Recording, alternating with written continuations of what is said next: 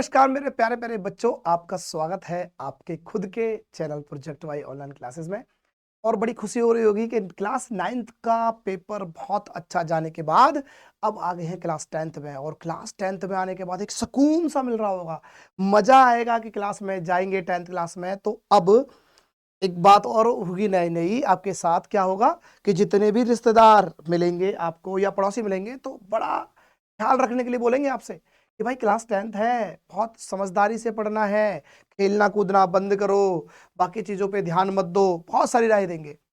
लेकिन आपको समझा दूं, कोई भी टेंशन लेने की जरूरत नहीं है। क्लास 10th ही है ना, करेंगे, बहुत अच्छे से करेंगे भाई।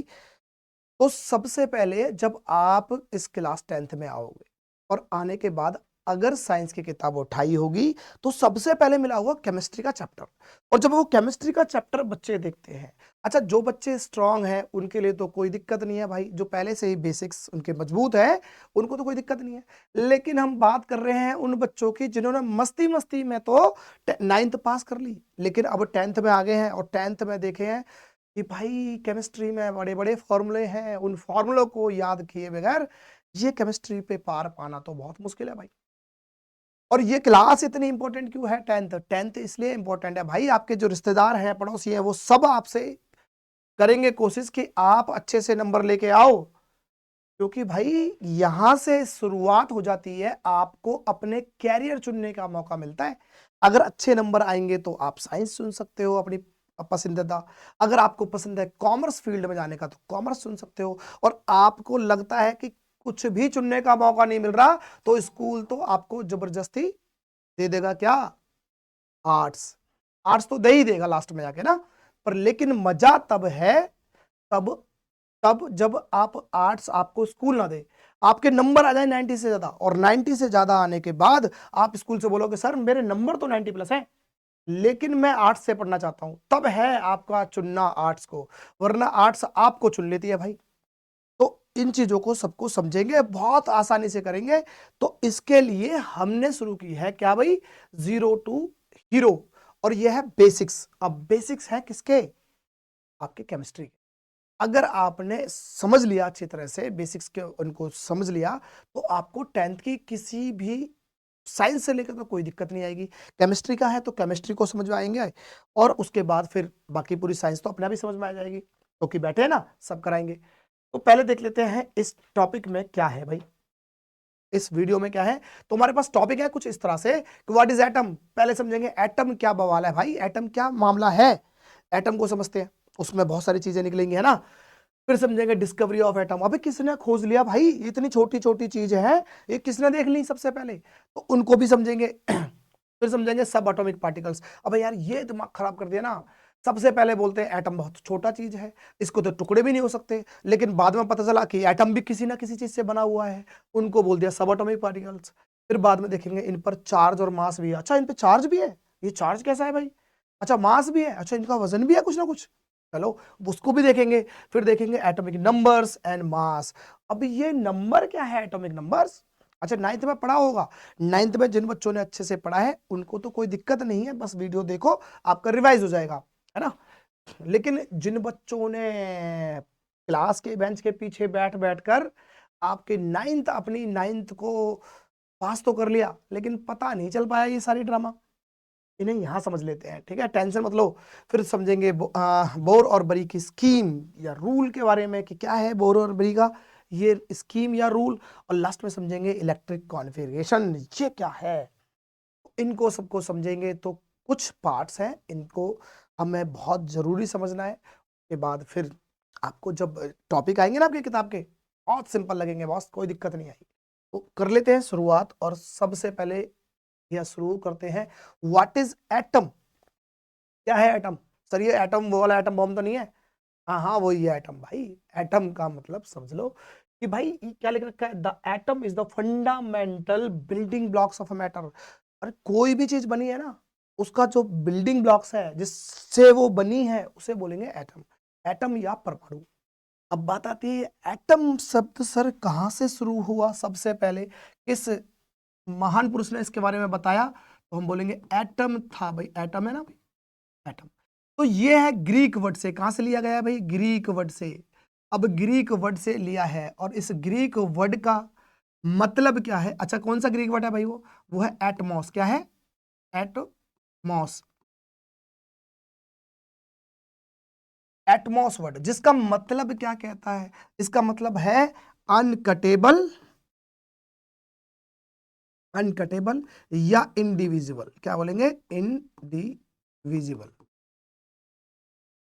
इनडिविजिबल मतलब कहने का मतलब अनकटेबल, जिसके काट नहीं सकते उसे भाई, उसके टुकड़े नहीं हो सकते। अनडिविजिबल मतलब डिवाइड नहीं कर सकते। ऐसे छोटे से पार्ट को क्या बोला गया? एटम। ये एटम। और कहां से ले गया? एटमॉस से। कहां कहां का वर्ड है? ग्रीक वर्ड का है। अब सबसे पहले किसने इसका नाम लिया? तो जिनका नाम है डेमोक्रेटस। क्या है? डेमोक्रेटस। डेमोक्रेटस ये कहां के थे भाई? भाई ग्रीक है, ग्रीक का वर्ड है तो ये भी ग्रीक से होंगे। तो ग्रीक के कौन है ये? ग्रीक के हैं फिलोसोफर। क्या है? फिलोसोफर। ग्रीक के हैं फिलोसोफर। अब बात आती है, सर जी फिलोसोफर क्या होता है ना भाई? फिलोसोफर क्या होता है? तो फिलोसोफर को अगर समझे तो फिलोसोफर होते हैं कौन भाई? देखो, आपने कुछ भी बात बोल दी और आपने इस बात पे बहुत सारी मेहनत करी है, पढ़ाई करी है, उसके बारे में रिसर्च करी है, और उसके बाद आपको जो ज्ञान मिला है, उस ज्ञान के भंडार में से आपने कोई एक स्टेटमेंट दे दी, लेकिन उस स्टेटमेंट का ना कोई भी साइंटिफिक प्रूफ नहीं है। अगर आपसे बोलें कि करके दिखाओ भाई, ये उसका कोई प्रूफ नहीं है। अगर प्रूफ नहीं है तो ऐसी बातों, ऐसे जो बोलने वाले लोग होते हैं उन्हें बोलते हैं क्या? फिलोसोफर। तो फिलॉसफी दे रहे हैं भाई अपनी अपनी, इनका कोई साइंटिफिक प्रूफ नहीं है जो ये बोल रहे हैं, तो ऐसे लोगों को बोलेंगे फिलोसोफर। तो समझ में आया?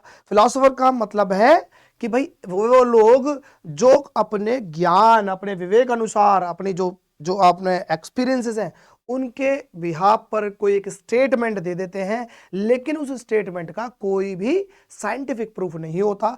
ऐसे लोगों को बोलेंगे फिलोसोफर। तो ये ग्रीक के फिलोसोफर थे। अब बात आएगी, सर जी क्या ये ग्रीक के इन फिलोसोफर को ही सबसे पहले इसके बारे में ख्याल आया? इनके ही दिमाग में कोई ना कोई घंटी बज रही थी कि सबसे छोटी चीज है जिसे देख भी नहीं सकते, ऐसा छोटा टुकड़ा जिसके टुकड़े नहीं हो सकते, उसे तो खुली आंख से भी नहीं देख पाएंगे, तो क्या इन्हीं के दिमाग में घंटी बजी?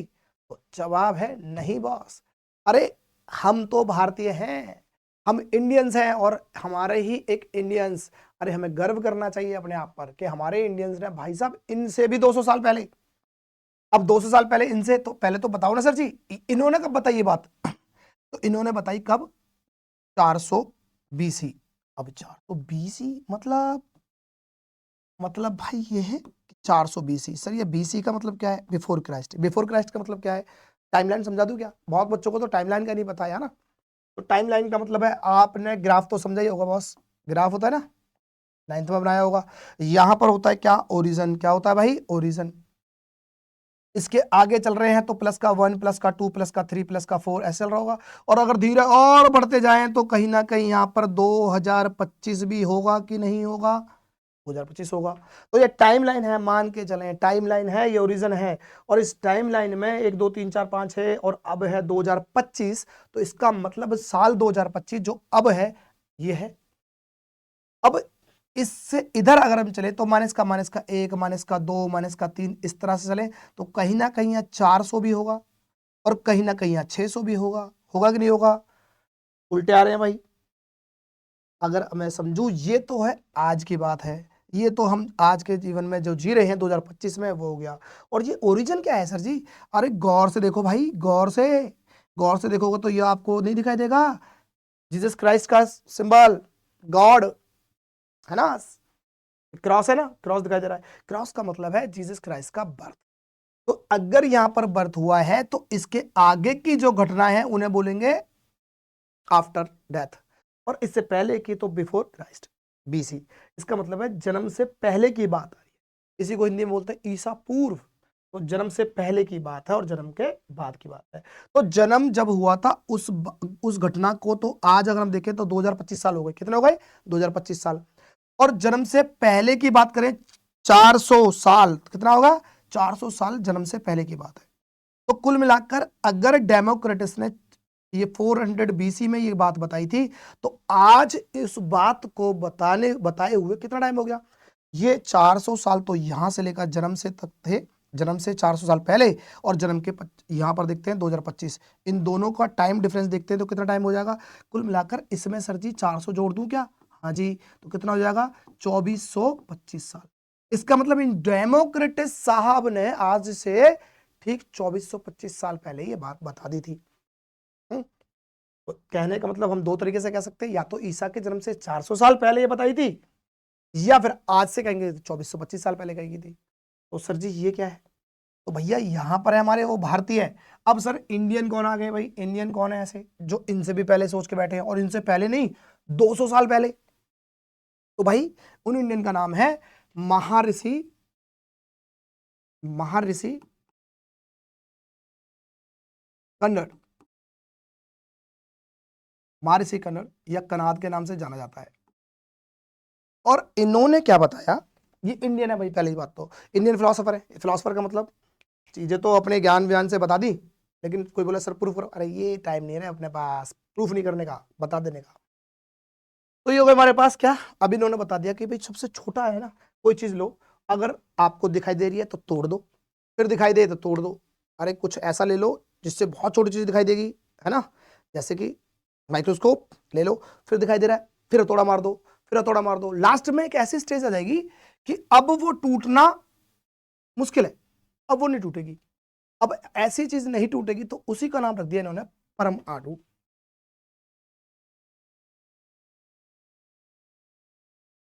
ये हम कह सकते हैं परमाणु, ठीक है, और परमाणु का ही नाम तो है एटम। तो इन्होंने रख दिया। ये कब बताया था? 600, 600 बीसी में। 600 बीसी मतलब ईसा के जन्म से 600 साल पहले की बात है। तो आज से कितना हो गया? तो 2025 में जोड़ दो, 2025 में जोड़ेंगे तो हो जाएगा 2625 साल पहले। तो डेमोक्रेट से 200 साल पहले, आज से बात करें तो 2625 साल पहले, ईसा के जन्म से बात करें तो 600 साल पहले। इन्होंने बता दिया, महान पुरुष थे। लेकिन है ना इंडियन भाई, बता तो दिया, लेकिन अपने काम से काम मतलब है, दुनिया से दुनियादारी में बताने की कोई जरूरत नहीं समझी। और ना ही ये जो फॉरेनर है ना भाई, ये इंडियनों को इतना ज्यादा भाव भी नहीं देते, क्योंकि अगर दे देंगे तो फिर ये इन्हें बताएगा कौन, इनके पापा भी हैं, है ना। तो इसलिए क्या हुआ, इनका नाम नहीं बताया, और इन्होंने अपने नाम पर रख ली ये बात। अब हो सकता है इन्हों की जो लिखी हुई चीजें हैं वो इन्होंने पढ़ ली हो और वो बता दी हो आगे, अब कुछ भी हो सकता है ना। लेकिन फिलहाल इनको सम्मान देने के लिए भैया इनसे बता दिया कि भाई इन्हें बोल दिया क्या, इस किनको, इन डेमोक्रेटिक साहब को बता दिया, इन्हें बोल दिया जाएगा भाई father of ancient, ancient atomic theory, father of, father of ancient atomic theory. इसका मतलब अगर हिंदी अनुवाद समझें तो क्या हो जाएगा बाबू, का मतलब हो जाएगा प्राचीन,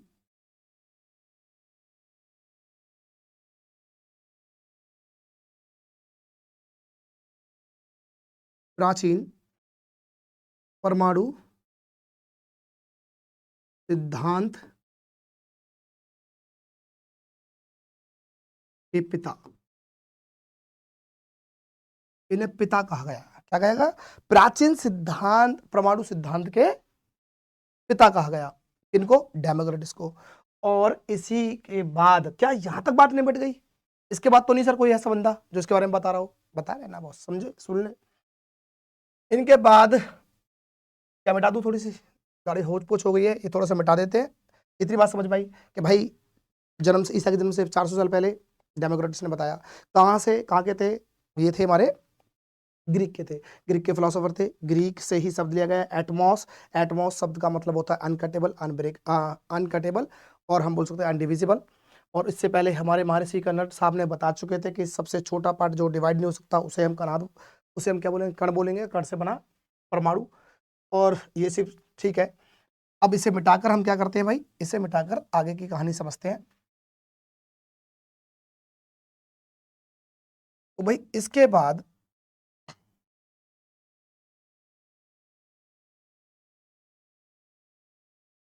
इसके बाद क्या यहां तक बात समझ खत्म हो गई? नहीं, इसके बाद कौन है भाई, इसके बाद हमारे पास आए डॉल्टन साहब।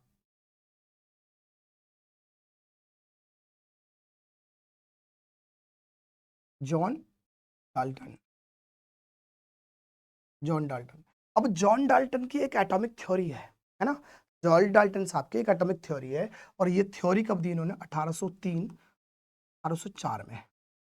अब बात ये आएगी कि सर जी, हमने तो किताब में पढ़ा है कि इन्होंने 1808 में ये थ्योरी दी थी। 1808 में थ्योरी देने के पीछे कारण क्या है, समझ लेते हैं। 1803 1804 में इसके बारे में इन्होंने बता दिया था, लेकिन क्योंकि इनने एक किताब लिखी थी, इन्हों की एक बुक थी, और ये बुक का नाम क्या था भाई? इनका नाम था book a new system new system of chemical philosophy.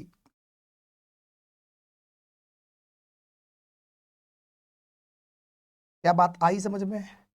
एक बुक का नाम था क्या? A new system of chemical philosophy. और ये कब प्रिंट करवाई? ये पब्लिश हुई कब? 1808 में।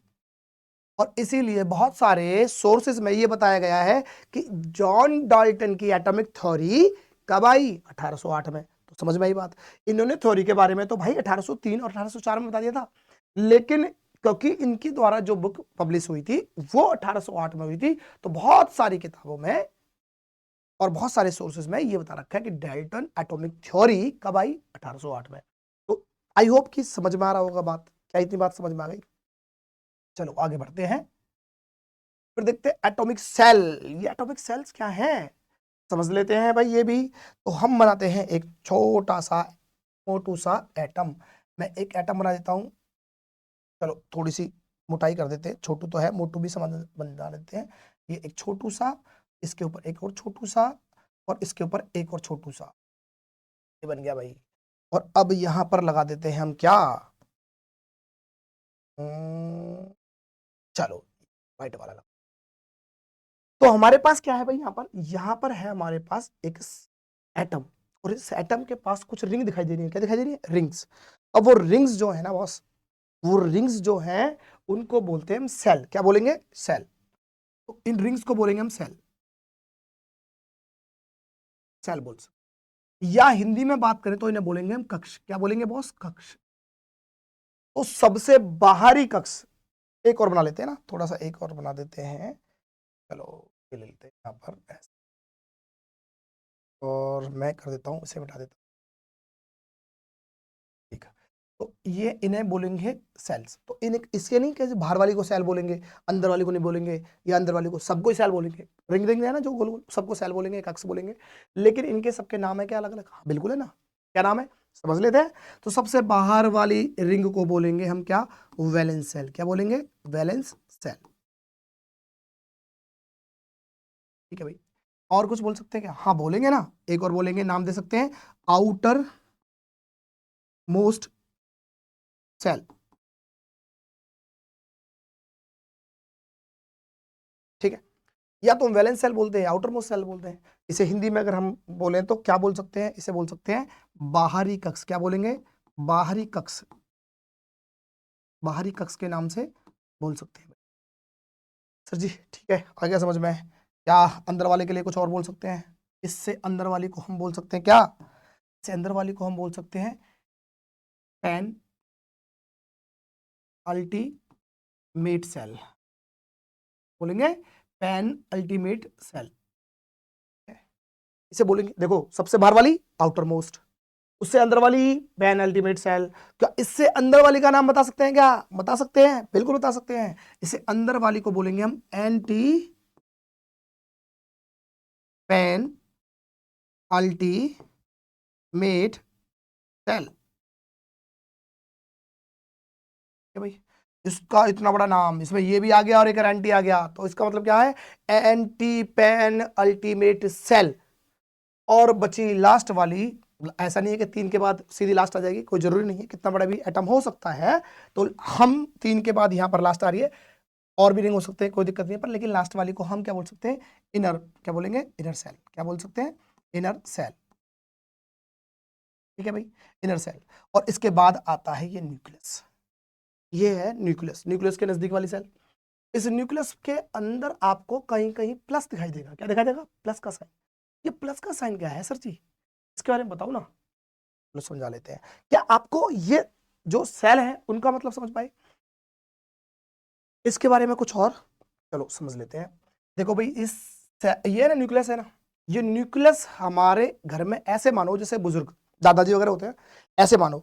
और दादाजी का जिस तरह से बच्चों पर कंट्रोल होता है, जब आप निकल के जाओ ना घर से तो दादाजी बोलेंगे ओए कहाँ जा रहा है, बता के जा, इतना लेट क्यों आया, कहाँ था इतनी देर तक। तो दादाजी का मतलब इन्वॉल्वमेंट होता है जब आपके घर में अगर बुजुर्ग होते हैं, और वो आपके सीख के लिए होते हैं, आपसे कहाँ जा रहे हो, कहाँ से आ रहे हो, ये सब की जानकारी रखना चाहते हैं वो। तो ऐसे ही है ये बुजुर्ग है न्यूक्लियस के अंदर। और ये क्या कर रहे होते हैं, ये पूरे घर को कंट्रोल करते हैं। कंट्रोल का मतलब है कि जिस तरह से घर को बांध के रखते हैं ना, ऐसे ही न्यूक्लियस भी बांध के रखता है। अब पहले तो हम न्यूक्लियस को समझ तो लेते हैं क्या है, पहले तो अभी तो ये सेल, अब ये जो सेल है ना, इनमें कहीं ना कहीं इलेक्ट्रॉन्स होंगे। क्या होंगे, इलेक्ट्रॉन्स। अब बोलोगे सर ये इलेक्ट्रॉन कहां से आ गया, समझते हैं ना। शुरुआत में तो भाई ये बताया गया साइंटिस्टों के द्वारा या फिलोसफरों के द्वारा कि भाई जो एटम है ना, एटम के टुकड़े नहीं हो सकते, एटम सबसे छोटा पार्ट है। लेकिन जैसे जैसे धीरे धीरे धीरे धीरे धीरे एटॉमिक थ्योरीज आई तो पता चला कि अबे यार ये तो गलत हो गया बॉस, एटम तो खुद टुकड़ों से मिलकर बना हुआ है। वो टुकड़े कौन से हैं, वो कौन से टुकड़े हैं, उन टुकड़ों को समझते हैं।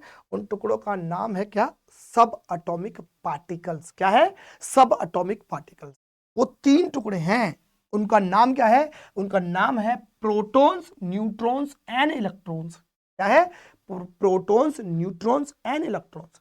इसका मतलब प्रोटॉन्स और न्यूट्रॉन्स और इलेक्ट्रॉन्स से मिलकर बना है एटम। चलो जी, इसका मतलब एटम जो बताया था सर सबसे छोटा पार्ट होता है, इसका मतलब वो तो छोटा नहीं होता। तो इनमें से कौन सा छोटा है सर, ये तो बता दो। ये भी बता देंगे भाई, इनमें से कौन सा छोटा है ये भी बताएंगे। अभी तो ये समझ लो क्या है, अब हमारे पास जो ये था न्यूक्लियस था, क्या था, न्यूक्लियस। ये सोडियम का कुछ दिखाने की कोशिश की गई है, सोडियम का एटम है पर न्यूक्लियस है। ये क्या है, हम पढ़ेंगे एटॉमिक न्यूक्लियस। इसका मतलब ये न्यूक्लियस का मतलब है ये बिल्कुल बीचों बीच में। इस न्यूक्लियस के अगर हम देखें तो क्या है भाई, कहीं कहीं पर तो आपको ये मैंने अभी बताया ना प्लस का साइन होता है, यहाँ पर क्या होता है, प्लस का साइन। ये प्लस का साइन क्या होता है समझते हैं।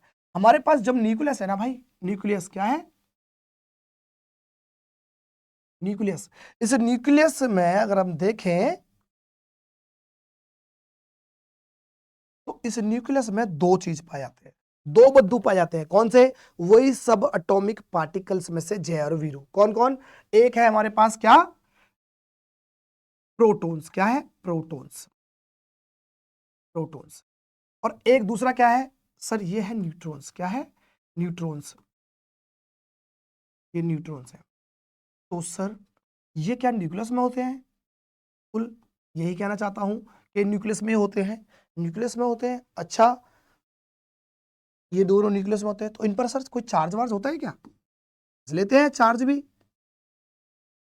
चार्ज होता है क्या, हाँ बिल्कुल होता है। क्या होता है, पी फॉर प्रोटॉन और पी फॉर पॉजिटिव। क्या, पी फॉर प्रोटॉन और पी फॉर पॉजिटिव। और यहां पर एन क्या है, न्यूट्रॉन, और एन से नो चार्ज। क्या है, नो चार्ज, कोई चार्ज नहीं होगा इनके ऊपर, इसके ऊपर, न्यूट्रॉन्स के ऊपर। या हम बोल सकते हैं नो का मतलब है जीरो चार्ज। क्या है, जीरो चार्ज। ठीक है, समझ भाई। चलो सर ये चार्ज का मतलब समझ में आ गया। तो सर चार्ज तो पॉजिटिव पॉजिटिव बता दिया आपने, जीरो चार्ज बता दिया। सर चार्ज की वैल्यू बता सकते हो क्या, चार्ज की कोई वैल्यू भी है, कोई मैग्नीट्यूड है, हाँ बिल्कुल है ना।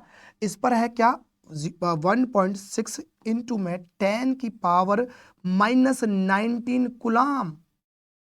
पॉजिटिव है तो पॉजिटिव। सर न्यूट्रॉन पे चार्ज बता के दिखाओ, न्यूट्रॉन पे चार्ज का वैल्यू बता के दिखाओ। अबे भाई जब न्यूट्रॉन पे कोई चार्ज ही नहीं है तो वैल्यू कहां से बन जाएगी, न्यूट्रॉन पे चार्ज की क्या है, जीरो, और जीरो है तो उसका मैग्नीट्यूड भी तो जीरो है, उसकी वैल्यू कैसे बन जाएगी। तो इसका मतलब सर हम कह सकते हैं कि प्रोटॉन के पास क्या है, ये प्रोटॉन के पास कितना चार्ज है, इतना चार्ज है, हाँ जी बिल्कुल है।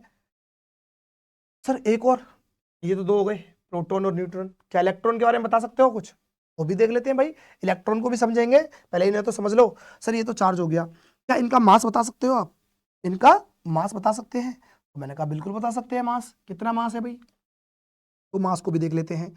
ये है मेरे पास मास, मास का मतलब होता है द्रव्यमान। क्या होता है, द्रव्यमान। हिंदी में द्रव्यमान बोलते हैं, है ना, भार जो होता है। बाद में समझेंगे द्रव्यमान और भार में क्या फर्क होता है। फिलहाल अभी यहाँ पर देख लेते हैं, द्रव्यमान या मास मान लेते हैं। इस पर कितना मास होता है, तो प्रोटॉन पर होता है हमारे पास 1.672 इंटू में 10 की पावर -27 kg, इतना मास होता है किन पर, आपके प्रोटॉन पर। तो सर न्यूट्रॉन पे तो मास होगा नहीं क्योंकि चार्ज नहीं है। अबे चार्ज अलग चीज है बॉस, मास अलग चीज है। चार्ज जीरो हो सकता है, मास थोड़ी। अब तो मास, अगर मास जीरो होता तो फिर ये होता ही क्यों, इसका मतलब मास है इस पे। तो मास कितना है सर, बता देंगे क्या, बिल्कुल बताऊंगा। क्या है, मास है हमारे पास कितना, 1.674 इंटू में 10 की पावर -27 kg, ये हो गया भाई। सर दोनों बराबर है बिल्कुल, हाँ, बहुत हद तक कह सकते हैं हम, बहुत बराबर है, बहुत ज्यादा फर्क नहीं है। कितना है, देखो तीसरे नंबर पे 1.672 आ रहा है, 4 आ रहा है, बस इतना फर्क है। थोड़ा सा ज्यादा वजन कह सकते हैं या मास कह सकते हैं किस पे, न्यूट्रॉन के पास। तो ये मेरे पास इनका मास की वैल्यू है, ये मेरे पास चार्ज की वैल्यू है, इस पे चार्ज होता नहीं है।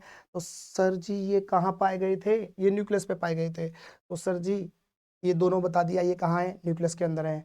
तो इस न्यूक्लियस के अंदर होने के इन दोनों का मतलब है कि मैं न्यूक्लियस में कह सकता हूँ ये न्यूट्रॉन प्रोटॉन दोनों आते हैं क्या, यहाँ दोनों न्यूट्रॉन प्रोटॉन है। अगर न्यूट्रॉन प्रोटॉन दोनों आते हैं न्यूक्लियस के अंदर और एक पर चार्ज प्लस का है, एक पर कोई चार्ज ही नहीं है, ओवरऑल चार्ज क्या आएगा। अब ये मतलब समझना कि भाई एक पर चार्ज है प्लस और एक पे चार्ज है जीरो, अब दोनों को ऐड करूं तो क्या बनेगा, प्लस। इसलिए तो आया है न्यूक्लियस के अंदर क्या दिखाई देता है, प्लस। तो इसलिए आपने देखा होगा इस नाभिक के अंदर या न्यूक्लियस के अंदर, न्यूक्लियस को हम क्या बोलते हैं हिंदी में भाई, नाभिक, क्या बोलते हैं, नाभिक ना, नाभिक। तो इस नाभिक के अंदर क्या दिखाई देता है आपको, प्लस दिखाई देगा, प्लस का साइन देगा। अब ठीक है सर, ये तो बता दिया, इलेक्ट्रॉन का भी कुछ बताओगे क्या, बताएंगे ना इलेक्ट्रॉन का, क्यों नहीं बताएंगे, समझ लो भाई। यहाँ बता देते हैं इलेक्ट्रॉन के लिए, मैं इसे थोड़ा सा क्या करता हूँ, बता देता हूं। अब इलेक्ट्रॉन के लिए बता देते हैं सर, इलेक्ट्रॉन क्या है भाई, लिख लेते हैं भाई पहले, इलेक्ट्रॉन क्या है, इलेक्ट्रॉन, इलेक्ट्रॉन, इलेक्ट्रॉन्स पढ़ लेते हैं। अब इलेक्ट्रॉन्स के बारे में क्या था सर, इलेक्ट्रॉन का आप मुझे बता दो पहले तो, चार्ज क्या रहेगा भाई, चार्ज, इलेक्ट्रॉन का चार्ज रहेगा नेगेटिव, क्या रहेगा, नेगेटिव।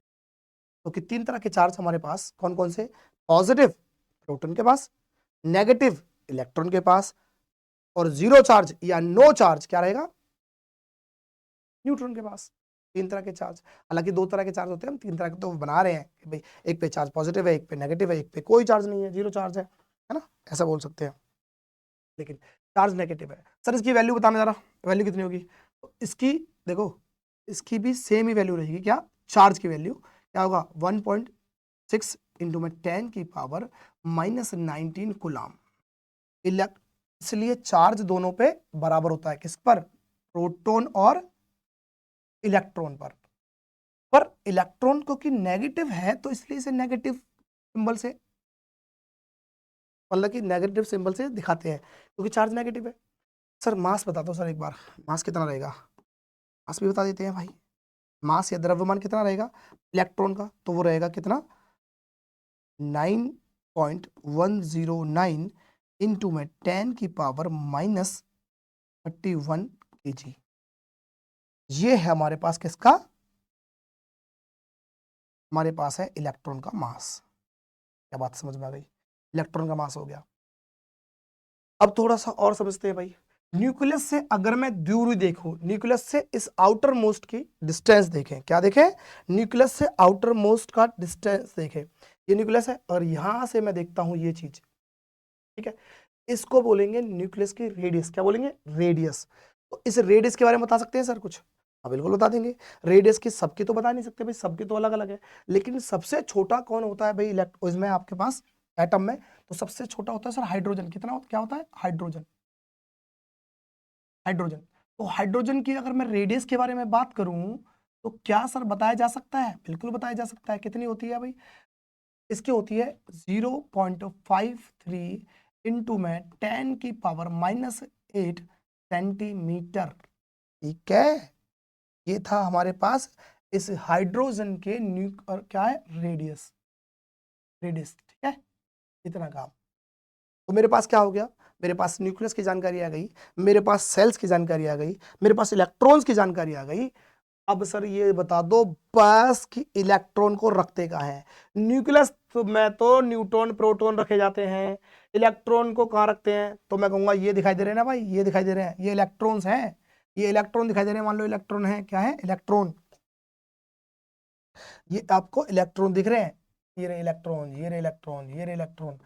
तो सर ये इलेक्ट्रॉन इन सेल्स में पाए जाते हैं, हाँ जी पाए जाते हैं। तो इनमें पाने का कुछ तरीका है कि कौन से सेल में कौन सा इलेक्ट्रॉन रहेगा या कितने इलेक्ट्रॉन रहेंगे, हाँ इनके लिए भी है ना, उसको भी समझते हैं। तो उसको समझने के लिए, अच्छा ये हमने पढ़ लिया भाई सब एटॉमिक पार्टिकल्स, एक बार फिर से देख लेते हैं। सब एटॉमिक पार्टिकल का मतलब है कि प्रोटॉन्स का मतलब है positively charged particle, positively charge का मतलब है कि ये इन पर पॉजिटिव चार्ज है, क्या है, पॉजिटिव चार्ज है। न्यूट्रॉन्स, न्यूट्रॉन है particles with the no charge, इनका पर कोई चार्ज नहीं है, या हम कह सकते हैं जीरो चार्ज है। और इलेक्ट्रॉन्स का मतलब है negatively charge particle, negatively charge का मतलब है इन पर चार्ज नेगेटिव है। और ये कहां पाए जाते हैं, ये दोनों के दोनों पाए जाते हैं न्यूक्लियस के अंदर, कहां पर, न्यूक्लियस के अंदर। और ये कहां पाया जाता है, ये पाया जाता है हमारे सेल्स में, कहां पर, सेल्स में, कक्ष होते ना, कक्ष में पाया जाता है कौन, इलेक्ट्रॉन, चार्ज है नेगेटिव का। डिस्कवरी ऑफ सब एटॉमिक पार्टिकल्स, इसको भी देख लेते हैं सब एटॉमिक पार्टिकल्स के बारे में। सबसे पहले प्रोटॉन की बात करें तो क्या है, प्रोटॉन्स की, तो प्रोटॉन की खोज किसने की, तो प्रोटॉन की खोज की ई गोल्डस्टीन ने, किसने की, ई गोल्डस्टीन, ई गोल्डस्टीन साहब ने की।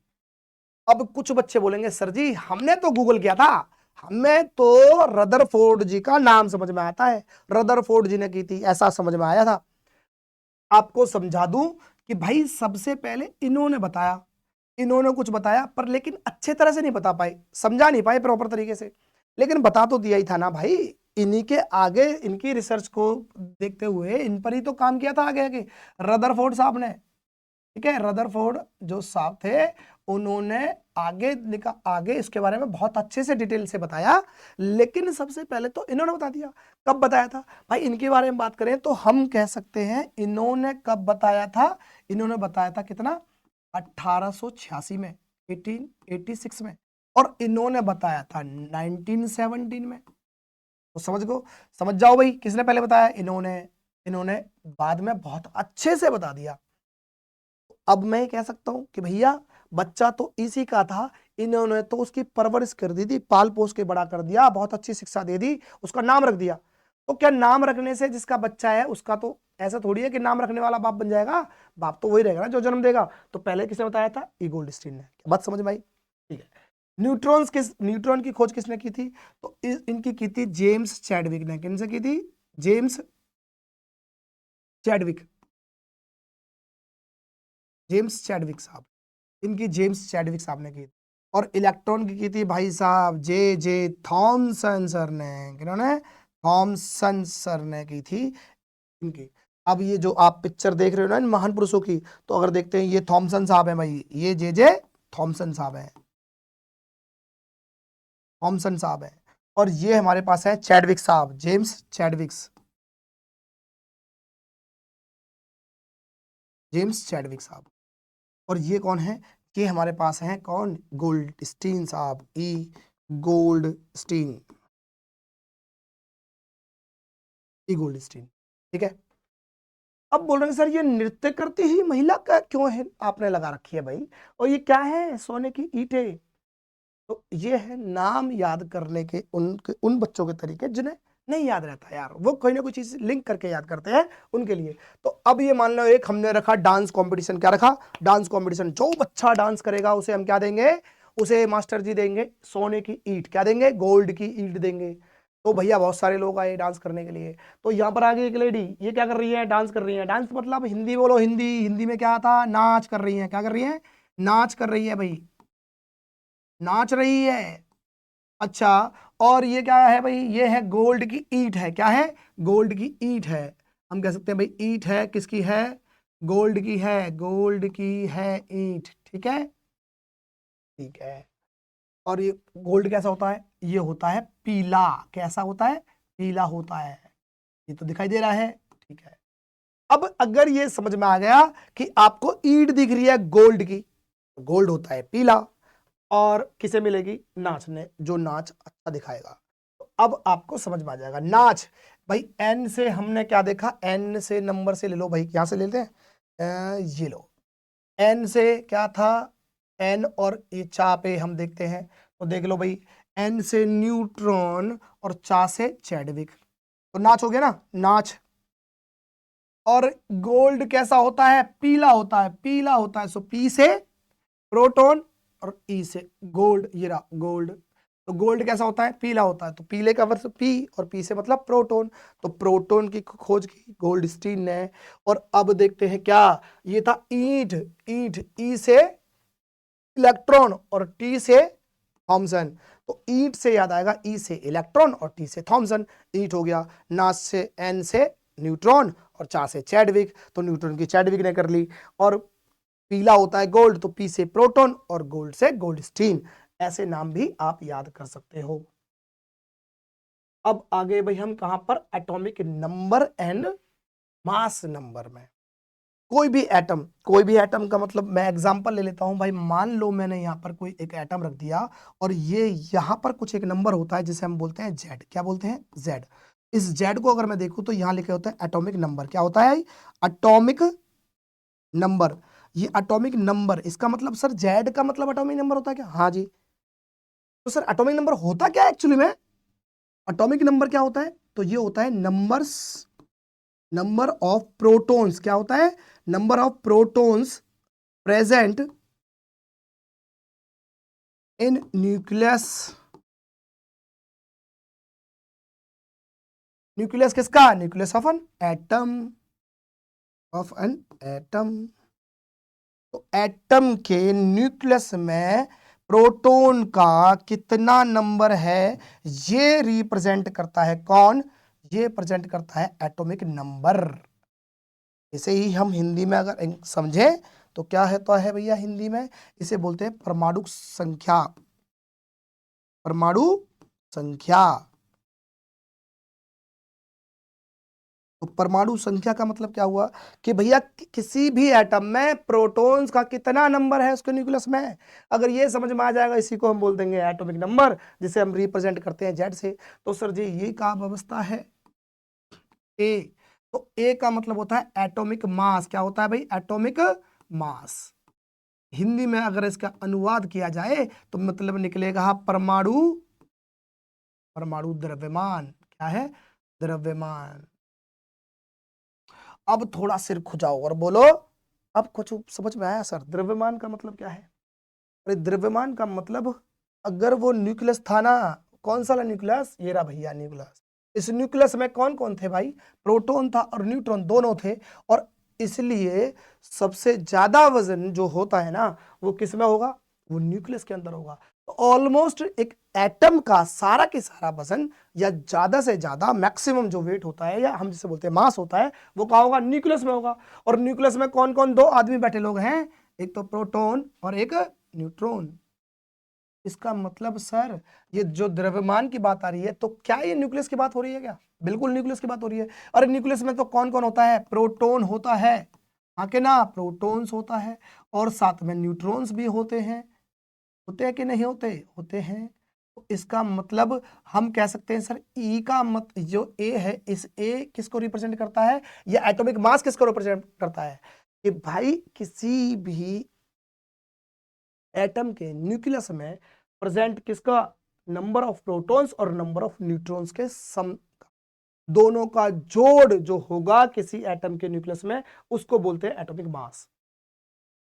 सर जी अगर मैं इन दोनों को घटा दूं तो क्या निकलेगा, मेरे पास जो है, अगर मैं ए में से अगर जेड घटा दूं, ये क्या था, ये प्रोटॉन प्लस न्यूट्रॉन था, हाँ कि ना, ठीक है, माइनस का साइन, ये तो सर प्रोटॉन था, हाँ कि ना, हाँ जी। अगर मैं p से माइनस का और प्रोटॉन प्लस का काट दूं तो बचेगा क्या, n, और n का मतलब क्या है, न्यूट्रॉन्स, है कि नहीं, ठीक है। तो इसका मतलब क्या है कि सर अगर a में से हम z घटा देंगे तो हमें न्यूट्रॉन्स का नंबर मिल जाएगा किसी एटम का, हाँ कि ना, बिल्कुल।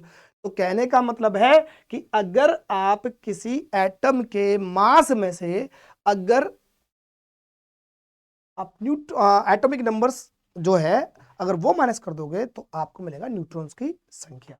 ये बात आ गई भाई, इतनी बात समझ में आ रही है, ठीक है। तो अब पढ़ लेते हैं भाई बोर और बरी स्कीम, ये क्या कहती है। बोर एंड बरी स्कीम दो दो अलग अलग साइंटिस्ट हैं, इन्होंने इसके बारे में बताया कि भाई न्यूक्लियस का तो बहुत हो गया, न्यूक्लियस का ड्रामा बहुत हो गया, इसमें प्रोटॉन और न्यूट्रॉन पाए जाते हैं, एक पे चार्ज है एक पे नहीं है, ये सब समझ में आया। न्यूक्लियस में जाएगा क्या, नीचे तो है, अंदर ही तो है। लेकिन सबसे जो मेहनत का काम है वो क्या है, इलेक्ट्रॉन की बताना, इलेक्ट्रॉन को सीट देना कि कहां पर बैठेगा इलेक्ट्रॉन, कितने इलेक्ट्रॉन होंगे एक सेल में, ये चीज बताई किन्होंने, इनने। अब इसको स्कीम बोल दो या रूल बोल दो, है ना, स्कीम या रूल कुछ भी बोल दो। तो वो क्या है भाई, नील्स बोर और चार्ल्स बरी, ये इन्होंने, इनका नाम है क्या भाई, नील्स बोर और चार्ल्स बरी, इन्होंने बताया इसके बारे में, अलग अलग साइंटिस्ट है दो। डिस्ट्रीब्यूशन ऑफ इलेक्ट्रॉन्स, किस तरह से डिस्ट्रीब्यूशन होना है इलेक्ट्रॉन्स का एटम की सेल्स के अंदर, वो बताया किसने, इस स्कीम ने। सेल की कैपेसिटी, तो सेल की कैपेसिटी से क्या पता चलेगा, अरे एक सेल में कितने इलेक्ट्रॉन आएंगे भाई, ये है कैपेसिटी, ये बताने का काम किसने किया, इसी स्कीम के द्वारा पता चला। और इसकी कैपेसिटी कैसे, हमने यहाँ हमने नहीं, सॉरी, इन्होंने बताया भाई 2n² का फॉर्मूला। ये 2n² का क्या मतलब है, समझेंगे अभी, समझेंगे भाई 2n², ठीक है। स्टेबिलिटी, स्टेबिलिटी का मतलब क्या है, स्टेबिलिटी का मतलब ऐसा समझो कि हर इंसान कुछ ना कुछ करना चाहता है और एक गोल डिसाइड कर लेता है कि मैं अगर ऐसा हो जाऊं तो संतुष्ट हो जाऊंगा, फिर मैं ये भागदौड़ बंद कर दूंगा। पर कभी भागदौड़ बंद होती नहीं बॉस। अगर आज के डेट में अगर सबसे अमीर इंसान को भी पूछो ना कि भाई तेरी क्या दिक्कत है, तेरे पे तो दुनिया भर का पैसा है, चलो हमें तो ये समझ में आता है कि किस्तें भरनी है, कभी उसकी किस सोसाइटी जानी है, कभी कुछ कर रहे हैं, है ना, पर तुम्हें क्या दिक्कत है भाई, दुनिया का सबसे ज्यादा पैसा तुम पे, सबसे ज्यादा अमीर आदमी, तब तो वो भी नहीं सो रहा होगा रात में, उसको भी लग रहा होगा नहीं दुनिया का तो हो गया, मैं तो वर्ल्ड उसका बन जाऊंगा, तो भाई पता नहीं क्या करने का सोच रहा होगा, है ना, रोज दिमाग में कुछ ना कुछ ला रहा होगा, तो संतुष्ट नहीं हो सकता। पर फिर भी मान के चलो कि आपने एक गोल बना लिया और आपने सोचा कि मैं ये काम कर दूं तो फिर मैं काम करना बंद कर दूं। तो ऐसे ही भाई इलेक्ट्रॉन है, वो सॉरी एटम है, एटम क्या करता है, एटम भी एक गोल बना रखा है। इनका गोल क्या है, जैसे हम पड़ोसी को देख के अपना रंग बदलते हैं ना भाई, पड़ोस में क्या है, कोई अगर बड़ा सा घर बना ले और बड़ा सा घर बना ले तो हमें दिक्कत हो जाएगी। हम जा रहते हैं वहां पड़ोस में कोई इधर उधर कार ले ले तो दिक्कत हो जाएगी, हम भी कार लाएंगे फिर तो, जिद है भाई, है ना, ये तो मान सम्मान की बात आ जाएगी।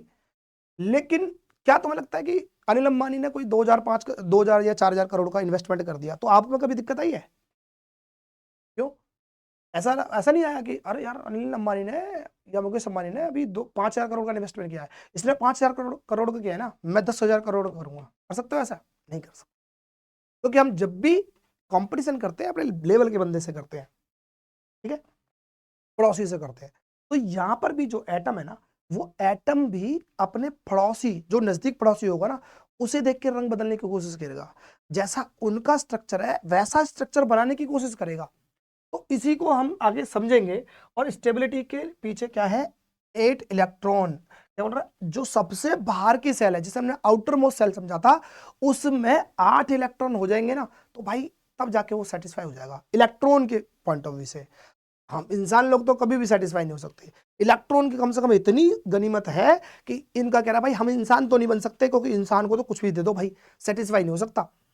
पर लेकिन इलेक्ट्रॉन इतना समझदार है, वो कहता है भाई मैं अपने आउटर मोस्ट सेल में अगर 8 इलेक्ट्रॉन दे देंगे मैं शांत हो जाऊंगा, मैं किसी के साथ रिएक्ट नहीं करूंगा, चुपचाप बैठ जाऊंगा।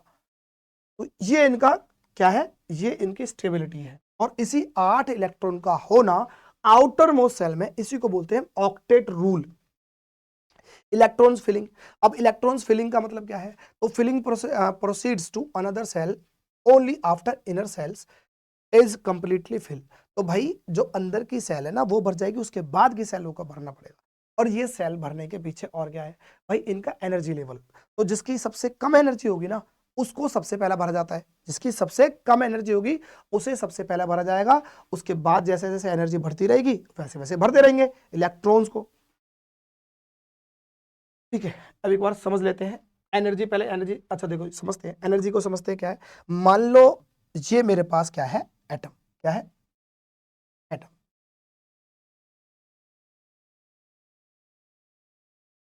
ये मेरे पास हो गया एटम। तो सबसे पहले जो सेल है ना, इनको नाम रखा गया क्या, इनको रखा गया मान लो के है, ये एल है और ये एम है। ठीक, के एल एम। के कितने नंबर पे है, क्योंकि न्यूक्लियस के नजदीक है तो इसे मान लिया 1 एम। क्या है, एक नंबर 1। इसे मान लिया 2, इसे मान लिया 3। इसी तरह से सेल बड़ा होता, वो इलेक्ट्रॉन एटम बड़ा होता रहेगा, सेल बढ़ती रहेंगी, नाम भी पढ़ते रहेंगे। जो वो बरी का जो नियम था, स्कीम था, उन्होंने बताया कि भाई इनको सेल को जो भरेंगे ना इलेक्ट्रॉन से, वो बढ़ेंगे 2n² के फॉर्मूले से। n क्या है, n है कौन सी नंबर की सेल है, कौन से नंबर की सेल, मतलब k की बात करेंगे तो k कितने नंबर पे, 1 नंबर पे। तो अगर मैं k सेल को भरना चाहूं तो मैं फॉर्मूला लगाऊंगा क्या, 2n²। ठीक है, चलो ऐसे लिख लो या ऐसे लिख लो, कुछ फर्क नहीं पड़ता यार। ये लो, यहां पर लिख देता हूं। क्या है भैया, क्या कह रहे हो। और मैं इन्हें अगर भरना चाहूं तो मैं लिख सकता हूं क्या, 2n² फॉर्म। n की वैल्यू क्या है यहाँ पर, k पर, क्योंकि 1 है तो 1 नंबर पे है तो मैं लिख दूंगा n की जगह 1। यही लिख देते हैं, लिख दूंगा भाई 2, और 1 का स्क्वायर क्या बनेगा 1, तो 2 एकम 2। इसका मतलब जो k सेल है ना उसमें 2 इलेक्ट्रॉन आएंगे, और ये कौन सी इलेक्ट्रॉन आने का मतलब है, मैक्सिमम नंबर। क्या है, मैक्सिमम नंबर ऑफ इलेक्ट्रॉन। एक सेल में अधिक से अधिक इलेक्ट्रॉन आने की क्षमता है, इससे ज्यादा नहीं। तो इसका मतलब के सेल में ज्यादा से ज्यादा कितने इलेक्ट्रॉन आएंगे, 2 आ सकते हैं। कितने आएंगे, 2। ठीक है, तो हम एल में बात करें तो एल कितने नंबर पे है, 2 नंबर पे है, तो एल। इसका मतलब एन की संख्या क्या है, एन यहाँ पर 2 ले लिया है, तो 2 ले लेते हैं भाई, कोई दिक्कत नहीं है। तो क्या आ जाएगा, 2 और 2 का हो जाएगा 4, ये 2 का स्क्वायर 4 हो जाएगा, तो आंसर बनेगा 8। इसका मतलब एल में कितने आएंगे, मैक्सिमम 8 इलेक्ट्रॉन आ जाएंगे। कितने आ जाएंगे, 8। इसी तरह से अगर मैं एम की बात करूं तो एम है तीसरे नंबर पे, और हम निकालेंगे, ये लो भाई, ये लो, ये लो, ये लो, तो 3 तिया 9, तो 2 गुना 9 गुना करूंगा तो क्या हो जाएगा, 18। इसका मतलब एम में कितने मैक्सिमम इलेक्ट्रॉन आ सकते हैं, 18। एम में कितने इलेक्ट्रॉन आएंगे, 18 आएंगे। सर एनर्जी वाला बता दो, क्या एनर्जी वाला आपने बोला था ना, इसकी सबसे कम एनर्जी होगी उसे पहले भरेंगे, एनर्जी वाला। अच्छा एक बात मान के चलो कि यहाँ पर ये प्लस है, तो ये मान के चलना, मैंने बोला था ना पहले कि ये न्यूक्लियस में ना, ये मान लो पिताजी हैं, वो घर में होते ना बुजुर्ग, पिताजी दादाजी वो है, और उनका कंट्रोल होता है भाई। तो उनके जितने नजदीक रहते हैं, जैसे ये बच्चे हैं इनके नजदीक हैं, ये उनके दूसरे वाले कमरे में, ये तीसरे वाले में, धीरे धीरे क्या होता है, कमरे से बाहर हो जाएंगे, पड़ोस में चले जाएंगे, पड़ोस से बाहर चले जाएंगे, उस अपनी जो गांव है उससे बाहर चले जाएंगे। तो जैसे जैसे दूर जाते हैं तो उनका कंट्रोल उन पे से हटता जाता है। लेकिन एक घर में रहेंगे तो क्या होगा, कंट्रोल बना रहेगा, है ना, तो मजबूती से पकड़ता रहेगा। तो ये इलेक्ट्रॉन्स को पकड़ते हैं ये न्यूक्लियस, इन पे पावर होती है। उस पावर का नाम भी समझेंगे क्या है। अगर ऐसे समझ में आया तो ठीक, नहीं समझ में आया तो ये मान के चलना, ये प्लस को मैं ऐसे मान रहा हूँ, ये प्लस जो है ना अंदर वाला स्ट्रक्चर, इसे काट रहा हूँ ऐसे। ठीक है, ऐसे काट रहा हूँ। तो ये पहली सेल है, ये मान लो ये रही, और दूसरी सेल है ये वाली, ये रही, और तीसरी सेल है ये रही। ऐसी और सेल चढ़ती रहेंगी, चलती रहेंगी, ऐसे मान लेते हैं, वो तो गया। और ये मान लो ये ना जो प्लस है ना, ये P for plus, plus P for principal है। क्या है, प्रिंसिपल साहब है भाई साहब, इमेजिन करना। स्पेलिंग वाह, अरे प्रिंसिपल, ये प्रिंसिपल साहब है, आपके स्कूल की प्रेयर हो रही है। आप मान लो मैं प्रिंसिपल हूँ, क्या है, ये प्रेयर हो रही है, हम यहाँ खड़े हैं ऐसे, अब बच्चे लाइन लगा के प्रार्थना कर रहे हैं। तो प्रिंसिपल साहब के सबसे नजदीक जो बच्चा होगा, अब उसमें हलचल होगी क्या, वो हिलेगा क्या प्रार्थना करते समय, नहीं। वो तो अपना भाई साधु संत बन के प्रार्थना कर रहा होगा, पूरी प्रार्थना, क्योंकि उसे पता है आंख भी खोली तो प्रिंसिपल सर है, कान पे कंटाप देंगे खींच के, आंख नहीं खोलनी है, आराम से प्रार्थना लगे रहो। तो इसका मतलब प्रिंसिपल या जो हमारे टीचर हैं उनके नजदीक जो सबसे वाले बच्चा होता है, क्या वो हलचल कर सकता है, नहीं कर सकता। उसके पीछे वाला, नहीं सर नजदीक है, मार देंगे थप्पड़ वप्पड़।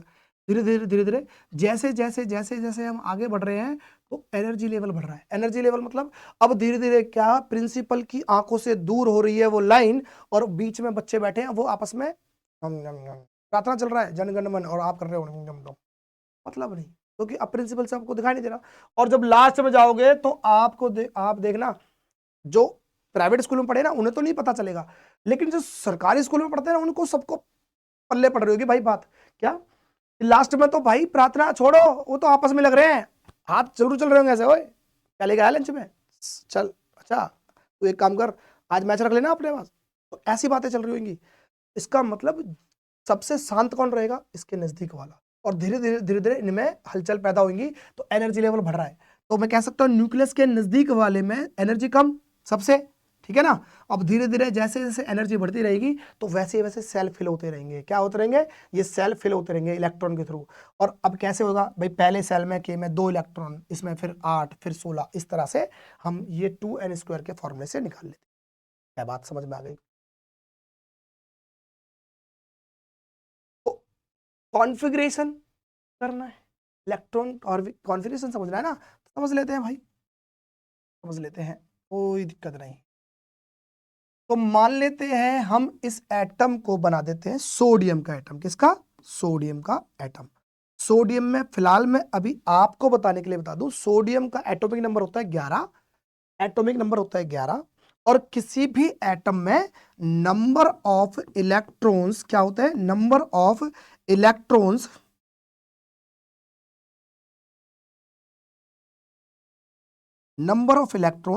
बराबर होते हैं नंबर ऑफ प्रोटॉन्स के। क्या बात समझ में आई, नंबर ऑफ इलेक्ट्रॉन्स बराबर होते हैं नंबर ऑफ प्रोटॉन्स के, ये बात समझ लेना भाई। तो इसका मतलब ये हुआ कि सर ये सोडियम का जो 11 नंबर लिखा है ये तो होता है सर एटॉमिक नंबर, और एटॉमिक नंबर बताता है सर प्रोटॉन की संख्या। इसका मतलब सोडियम में 11 कितने होंगे, प्रोटॉन्स होंगे, और अभी आप बता रहे हो सर प्रोटॉन जो उतने होंगे जितने नंबर होते हैं इलेक्ट्रॉन के। तो किसी भी एटम में इलेक्ट्रॉन की जितनी संख्या होती है उतने प्रोटॉन की संख्या होती है।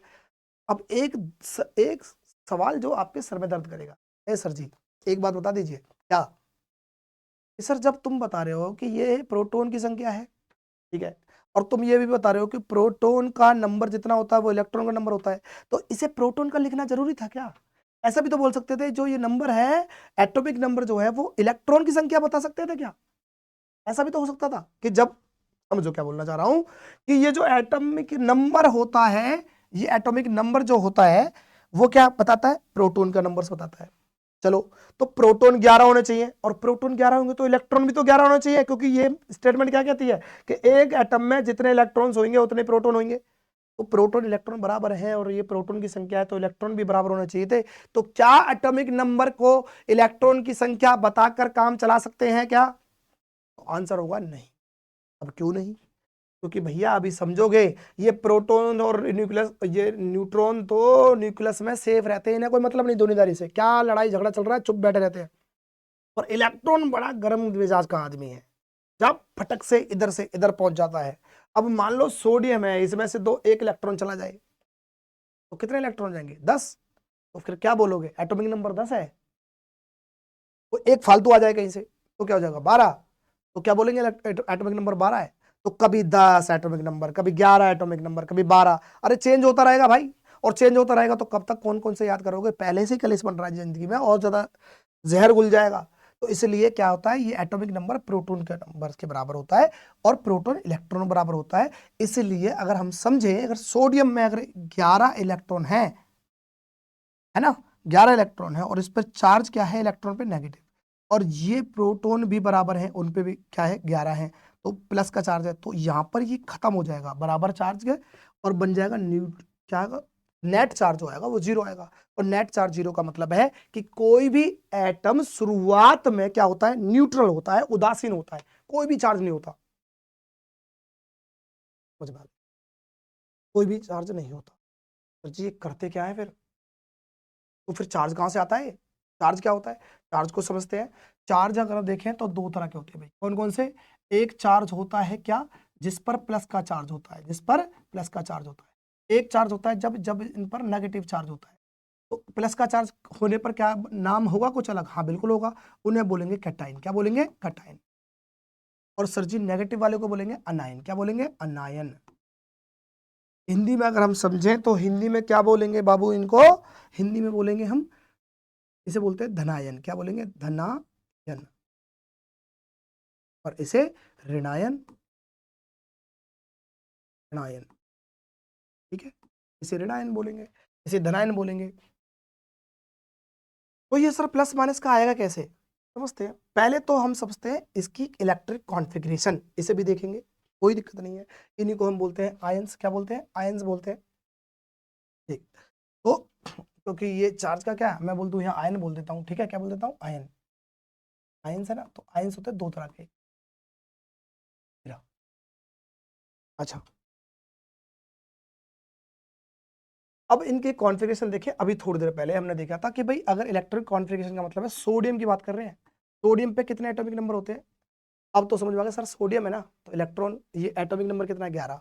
एटॉमिक नंबर का मतलब प्रोटॉन की संख्या, प्रोटॉन की संख्या मतलब इतने ही इलेक्ट्रॉन भी होंगे। तो कुल मिलाकर जितने प्रोटॉन है इतने इलेक्ट्रॉन भी होंगे। तो कुल मिलाकर हमें 11 इलेक्ट्रॉन इसमें फिल करने हैं। तो सबसे कम किस में रहेंगे भाई? इसमें तो पहले में दो, क्या होते हैं? दो। लिख देते हैं भाई, ये स्ट्रक्चर बना रहा हूं, ये रहा, दो हो गए, या प्लस का साइन। और अगले में कितने होंगे? 8। 1 2 3 4 5 6 7 और 8।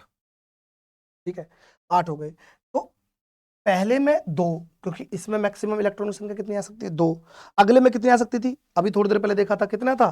8 आ सकते थे भाई, 8 ही लिखे थे ना। हो गया भाई, क्या दिया था क्या? अरे यार मिट गया शायद, क्या मिटा दिया होगा। चलो, अभी थोड़ी देर पहले हमने समझे थे फिलहाल। होगा तो सही यार, हो तो चाहिए था। आ गया भैया टॉपिक नंबर, उड़ी बाबा, हट गया क्या? चलो, आप कोई बात नहीं, तो देखते हैं। तो पहले में दो, क्योंकि इसमें मैक्सिमम के जो पहला सेल है उसमें कितने आने चाहिए? 2 इलेक्ट्रॉन। दूसरे में मैक्सिमम कितने आएंगे? 8 आएंगे। तो पहले में अगर मैं यहां लिखने लग जाऊं कि पहले में सर जी के में कितने आएंगे? 2। ठीक है, दूसरे में कितने आएंगे? एल में 8 आ सकते हैं। तो कुल कितने हो गए? 11 चाहिए थे, 2 यहाँ हो चुके हैं, 8 हो चुके हैं, 10 हो चुके हैं। तो बचे कितने? एम में कितने आएगा? 1 और आ जाएगा सर जी। तो एम में ये रहा 1। ये हो गया हमारे सोडियम के पास, सोडियम के पास इलेक्ट्रॉन की कॉन्फ़िगरेशन। तो इसे बोलेंगे हम इलेक्ट्रॉन कॉन्फ़िगरेशन, और ये बोलेंगे स्ट्रक्चर। इसी तरह से बाकी चीजों के भी आप बना लेना, कोई दिक्कत नहीं है, कैसा भी बना सकते हैं आप, जो मन में आए। लेकिन अभी हमें एक चीज और समझनी है कि सर जी अब इन पर बताओ चार्ज कैसे आएगा, चार्ज कैसे आएगा? तो चार्ज इनके क्या होता है भाई, देखो मैं यहां पर एक चीज लिख देता हूं। हम समझते हैं क्या, लो एक चीज हम कहते हैं भैया, ये जैसे आपका पड़ोसी था ना, आप पड़ोसी को देख के उसने घर बना लिया, तो आप भी घर बनाना चाहते हो, है ना? ऐसे ही इनके पड़ोसी हैं। इनके पड़ोसी कौन कौन है समझ लो। उनका नाम है भैया नोबल। क्या होता है? Noble gas. क्या होता है? Noble gas. या इसे हम बोल देंगे इनर्ट गैस, या इसे बोल देंगे हम अक्रिय गैस या निष्क्रिय गैस। इसका मतलब है ये किसी से रिएक्ट नहीं करती, ये साधु संत है भाई साहब। ये अपने जीवन में जो चाहती थी वो इन्हें मिल चुका है। ठीक है, जो अपने जीवन में चाहती थी वो इन्हें प्राप्त हो चुका है। अब इससे दुनियादारी से कोई मतलब नहीं है इन्हें। अब ये कौन कौन सी है भाई? इनका कह सकते हैं हीना। क्या है? हीना, नीना और करीना। हीना, नीना और करीना का एक्सरे रंगीन, एक्सरे रंगीन। अगर मैं इसकी बात करूं तो ये कौन है? हीना से ये बनेगा भैया हीलियम। क्या बनेगा? हीलियम। ये क्या बनेगा? नियोन। क्या बन जाएगा? नियोन। और ये क्या बन जाएगा? आर्गन। क्या बनेगा? आर्गन। ये बनेगा क्रिप्टॉन। ये बन जाएगा जेनॉन। और ये बन जाएगा रेडॉन। ठीक है, इनके एटॉमिक नंबर अगर आप देखें तो इनके एटॉमिक नंबर है हीलियम पे 2, इस पर 10, इस पर 18, इस पर है 36, 54 और इस पे 86। पर आपकी क्लास 9th और 10th के लिए भाई कितना चाहिए? सिर्फ और सिर्फ यहां तक चाहिए। क्या? आर्गन तक। ठीक है, इस इनके ऊपर ऊपर पे काम चल जाएगा। क्या करना है, मैं आपको बहुत बेस्ट तरीका बता रहा हूँ भाई, बेस्ट तरीका। बार बार में स्ट्रक्चर बनाना या ये कॉन्फ़िगरेशन करने से बच जाओगे अगर ये चीज आ जाएगी समझ में। कैसे कि भाई ये बनना चाहते हैं, जैसे मान लो यहां पर कॉन्फ़िगरेशन करना है, अब आगे जाके देखोगे आपके वैलेंस इलेक्ट्रॉन कौन से होते हैं, तो वैलेंस इलेक्ट्रॉन आखिरी जो सेल है ना भाई, आखिरी सेल, उस सेल के अंदर बचे हुए इलेक्ट्रॉन्स, उनको बोलते हैं वैलेंस सेल, ऐसा मान लेना। फिलहाल हम समझ रहे हैं कि वैलेंसी किस तरह से निकालें वैलेंसी को, क्योंकि ये काम की चीज है पूरे इस चैप्टर में, अगर समझेंगे तो वैलेंसी से ही बनेंगे आगे के फॉर्मूले। तो अब थोड़ा सा एक्टिव और रहो, जिससे कि आपको इन वैलेंसी निकालने का बेस्ट से बेस्ट तरीका समझा रहा हूं, सबसे आसान तरीका कि भाई ये स्ट्रक्चर बनाने की, हर बार स्ट्रक्चर बना के पता चलेगा क्या सर, क्योंकि देखो भाई ये जो है इनको आदत बन गई है, ये देखो कितने नंबर पे है, 11 नंबर पे है। अगर प्रोटॉन 11 है तो इलेक्ट्रॉन भी 11 ही होने चाहिए ना, हाँ सर होंगे। तो इलेक्ट्रॉन 11 है, तो इनमें से देखो 11 के नजदीक किसके नजदीक है एटॉमिक नंबर, 2, 10, 18, आगे की तो बात ही नहीं कर रहा, तो 10 के नजदीक है कि नहीं है, ये इस पर सर 10 है, 10 कौन है, नियोन, और ये कौन सा है, सोडियम 11 पर। तो सोडियम के पास है 11 इलेक्ट्रॉन और नियोन के पास है 10 इलेक्ट्रॉन। अच्छा ये जो है एटॉमिक नंबर है, ये एटॉमिक नंबर मतलब प्रोटॉन की संख्या है, लेकिन किसी भी एटम में प्रोटॉन और इलेक्ट्रॉन बराबर होते हैं। तो ये मान के चल रहा हूं मैं, अगर मेरे से मुंह से निकल जाए कि ये इलेक्ट्रॉन, तो आप ये मत मान लेना भैया कि ये जो लिखे हैं वो इलेक्ट्रॉन होते हैं, वो न्यूट्रॉन ही होते हैं, मुझे पता है। लेकिन क्योंकि न्यूट्रॉन का नंबर इलेक्ट्रॉन के नंबर के बराबर होता है, तो मैं मान के चल रहा हूं कि भैया इलेक्ट्रॉन की बात कर रही है, क्योंकि हम इलेक्ट्रॉन को फंसा रहे हैं ना इनके सर्कल में, तो इलेक्ट्रॉन की बात हो रही है।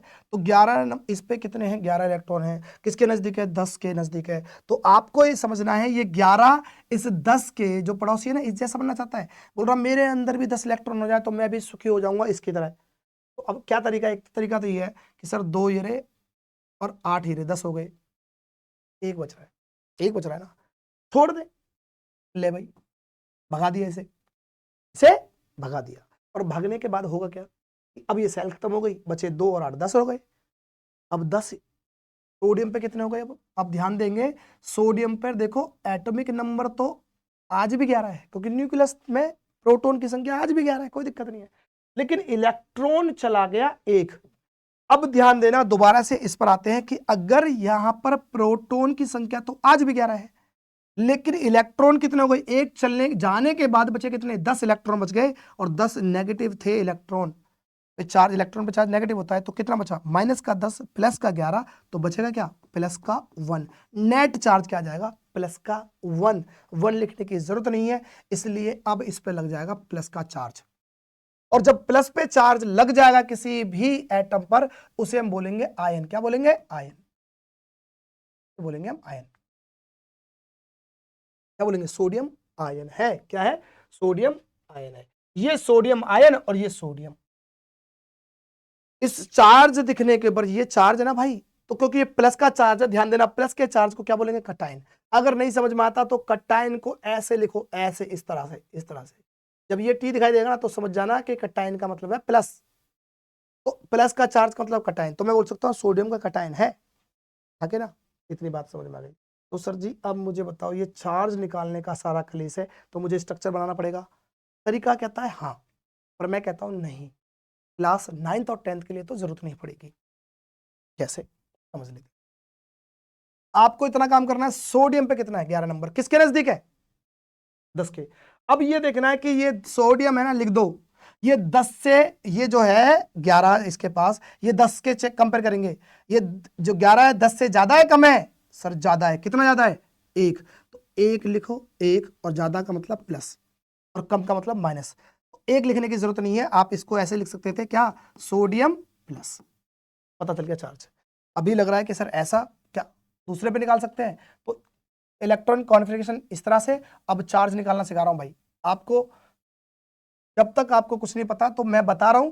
जैसे मान लो मैग्नीशियम का निकालना है, किसका निकालना है, मैग्नीशियम का, 12 नंबर पे होता है, बताओ सर, मैग्नीशियम 12 नंबर पे होता है, किसके नजदीक, कौन सा पड़ोसी है, सर 10 के नजदीक है। 10 से ज्यादा है कम है, 12, सर ज्यादा है। अगर ज्यादा है तो मैं क्या लिख दूंगा, ज्यादा है, कितना ज्यादा है, 2, 2 ज्यादा है, पहले नंबर लिखेंगे फिर बाद में साइन। तो मैग्नीशियम पे क्या चार्ज होता है, +2 का चार्ज।